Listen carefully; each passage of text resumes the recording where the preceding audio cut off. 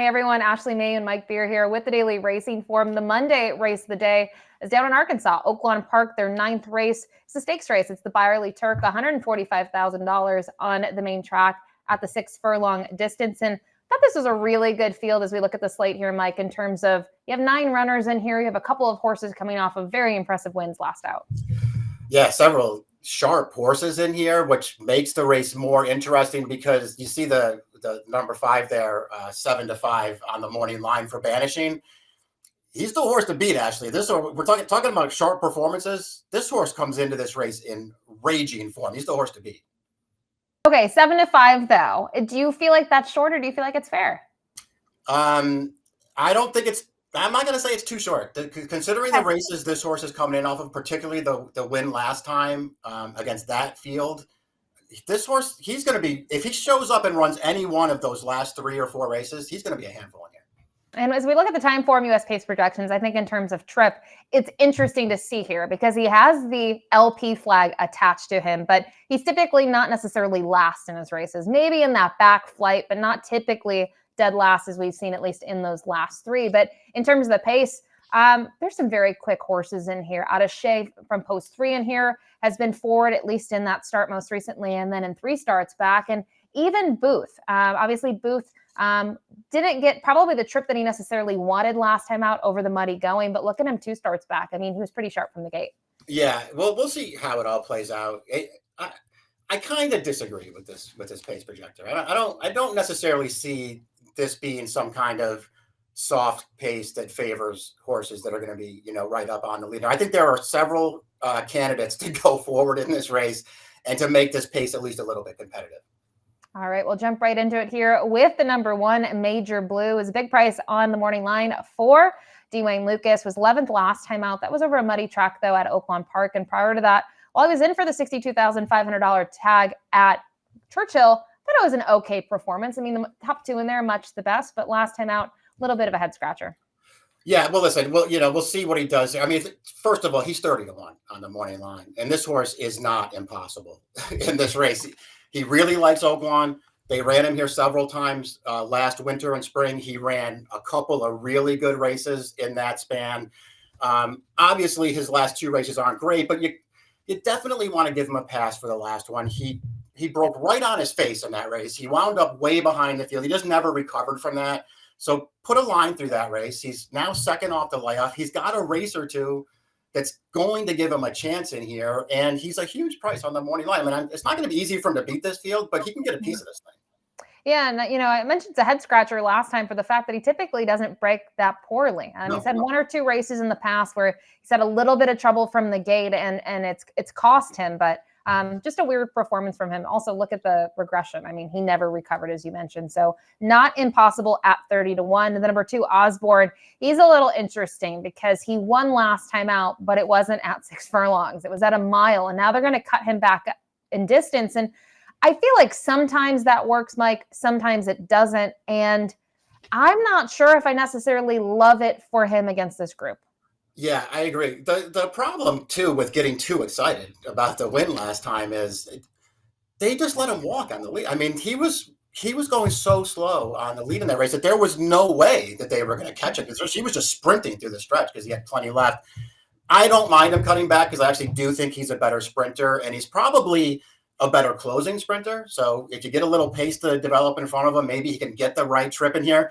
I've just never been a real fan of his, Ashley. I thought early on there was a chance he was going to be pretty good. To me, it never happened for him, and he kind of lost me probably a couple years ago now. But there are things to like about him in this race, I think. Yeah, I think you bring up a good point. I mean, he did run second in the Springboard Mile. Then he had a poor performance. Then he came back okay, and then since then, just not enough, I guess, great performances to maybe endorse him here.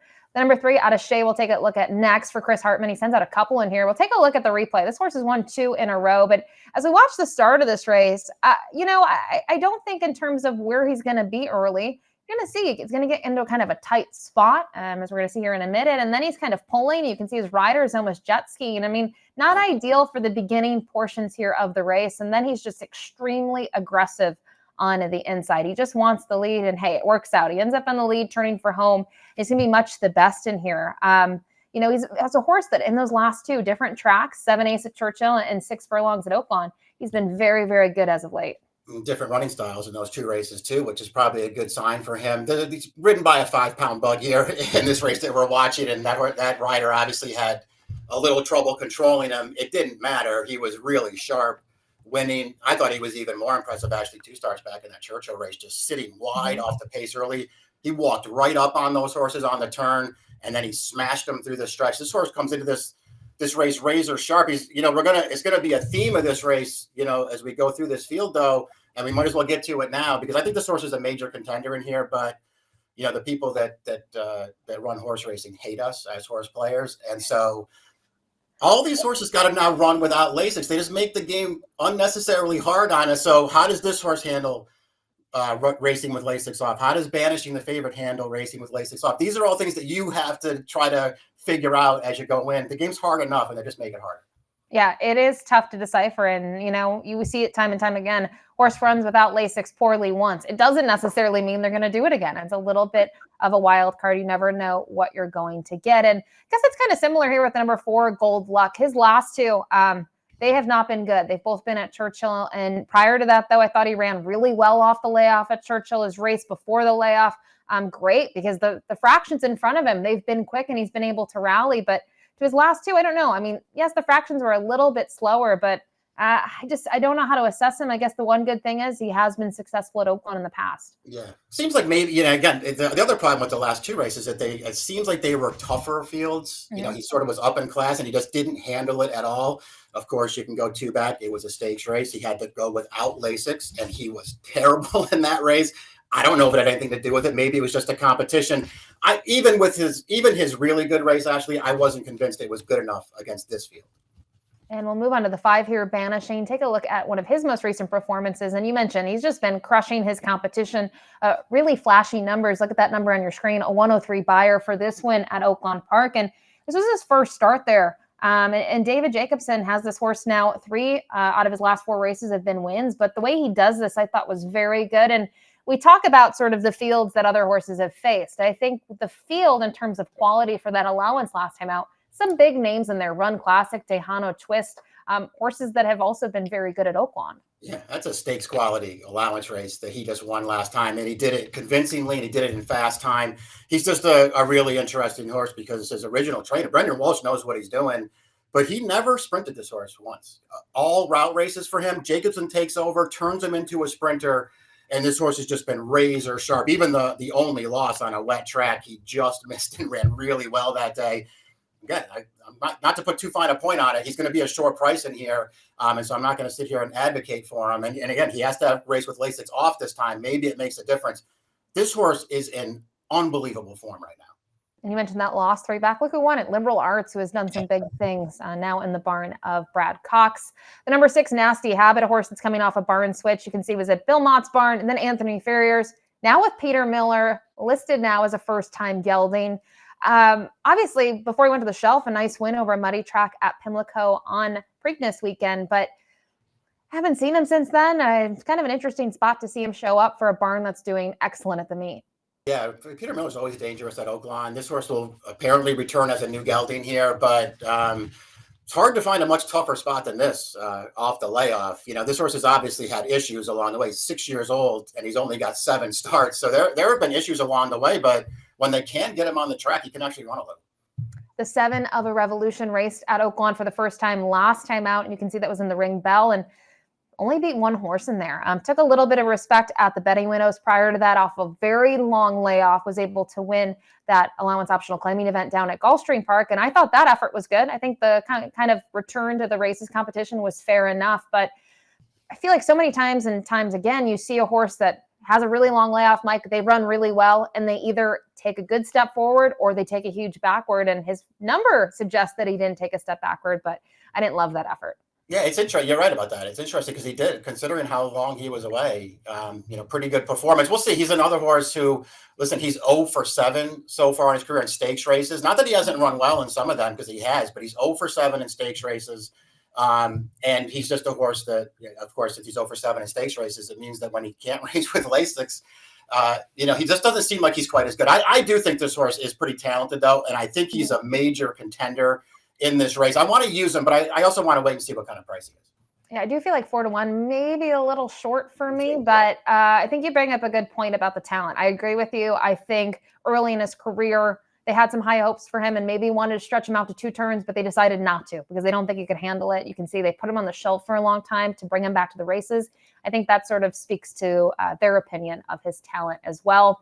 The number 8 booth here for Steve Asmussen was 4th last time out behind a decent field. I mean, you see Henro in there, Glengarry, horses that have, been competitive, whether it be at, say, I believe Henro was in the West Virginia Derby, raced in there. Glengarry, we know what he's been able to do, but I don't know. This horse was favored. I know he had some trouble in there. I just didn't love it. And the prior start before that, I thought with the trip that he got, he should have won it, and he did win that race. Yeah, exactly. I agree with you. He got a soft trip when he won off that layoff there. And it wasn't that impressive, but he got the job done. And he was off a layoff there. So, maybe you sort of expected him to improve last time. I'm kind of with you. I mean, if you watch the replay back, he was in tight for much of the stretch run there. He was trying to force his way off the inside. And he had a horse right alongside bumping him and sort of keeping him in. So, I don't know if he's going to win anyway. Maybe it's enough of an excuse, just to, want to stick with him in this race. But it's a tough race. I do think they're going to go faster than the pace projectors think they are. I think that works against this horse. And he's just got that profile, too, that I don't really like. He runs a really fast race on his debut, and he's never gotten back. He's run well a couple of times since then, but he's never gotten back to that big figure he ran first time out.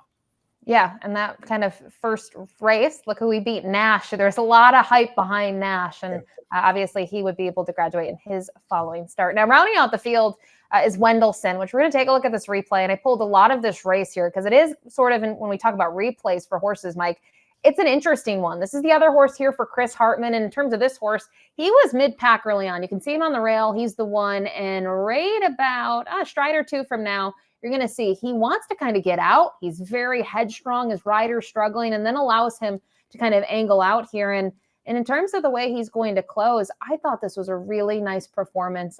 He's on the outside. He's full of run. He's going to draw clear. Flashy Beyer, too. By far the best we've seen for him with a 97. Yeah, it's the same 5-pound bug rider that was trying to handle a stablemate attaché in that replay we showed. He had trouble with this horse, too, but it didn't matter. Wendelson got to the outside, and he's really impressive. This is first time for Chris Hartman. It was a huge improvement. But as we talked about before we came on the air, actually, it's not like this race came out of nowhere. This horse, he'd run a pretty good race first time dirt in his career last summer. That was a really impressive win at Ellis Park. So this horse, he's got a little talent. He's still very lightly raced. And you kind of look at him after that. Who do you face? Full Serrano in one of his races. You see Pilot Commander in terms of those sprint races out in Southern California. I think he's kind of been in some tough spots. And you mentioned the Bug Riders had a little bit of trouble with this horse in the other one. And I don't want to make assumptions here. Did he have a choice? Did he? I don't really know. Raphael does ride for Chris Hartman a lot, was riding the prior mount. That's not really a decision factor. I think for me, I just thought visually a pretty impressive performance. And maybe this horse gets the speed that he needs to be able to close in on late. So that's the field for Monday's race of the day, the Byerley Turk race number 9 at Oaklawn Park. Don't forget, free past performances on the DRF website. And we'll move to top pick time. And I'm curious, thought this might happen. We both like Chris Hartman, but different horses here.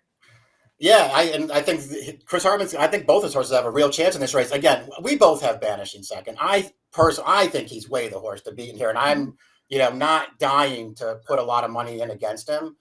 But, with the Lasix thing, and this is another maybe move up in class. This is a really good race with several informed horses. I can take a shot against him. I really like Attaché's recent form. I think he can get any kind of trip in this race. I'm going to bet him if that morning line's even close to it. Yeah, that's a great morning line. Obviously, Wendelson's just 5-2, but I think you bring up a great point here. When we look at these races, sometimes we pick the favorite on top. Sometimes we don't. I think when you go against the favorite, you have to find someone alluring enough and have a strong enough case to even consider doing it. And for here, I think with this big field and maybe the pace scenario, I'm in the same camp. I'm going to go against Vanishing. I do think he is the horse to beat, but I thought Wendelson, just looking at that replay, he's kind of wild in that race, and he still was much the best. I'm just wondering if he can take another step forward while in the barn of Chris Hartman. So both like Chris Hartman here. We'll see if either of them can beat Vanishing this Monday at Oaklawn Park.